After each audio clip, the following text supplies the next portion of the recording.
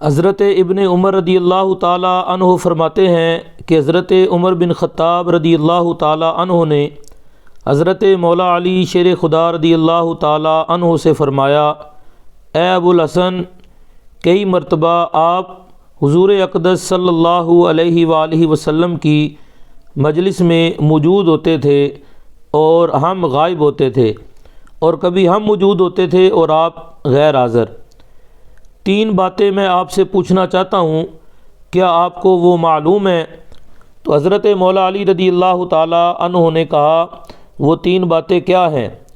تو حضرت فاروق اعظم رضی اللہ تعالی عنہ نے فرمایا کہ ایک آدمی کو ایک آدمی سے محبت ہوتی ہے، حالانکہ اس نے اس میں کوئی خیر کی بات نہیں دیکھی ہوتی، اور ایک آدمی کو ایک آدمی سے دوری ہوتی ہے، حالانکہ اس نے اس میں کوئی بری بات دیکھی نہیں ہوتی۔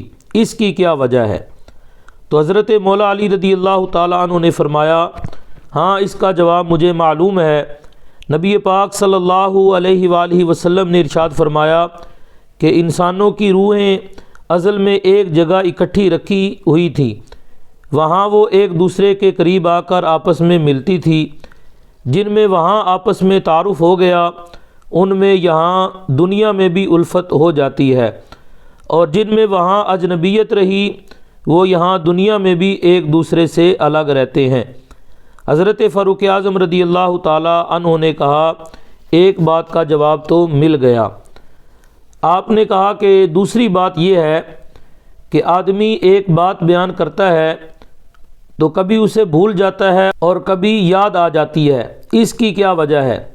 تو حضرت مولا علی رضی اللہ تعالی عنہ نے فرمایا، میں نے نبی علیہ الصلوۃ والسلام کو یہ ارشاد فرماتے ہوئے سنا کہ جیسے چاند کا بادل ہوتا ہے، ایسے ہی دل کے لیے بھی بادل ہے۔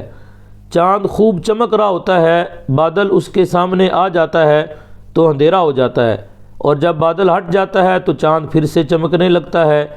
ایسے ہی آدمی ایک بات بیان کرتا ہے، وہ بادل اس پر چھا جاتا ہے تو وہ بات اسے بھول جاتی ہے، جب اس سے وہ بادل ہٹ جاتا ہے تو اسے وہ بات یاد آ جاتی ہے۔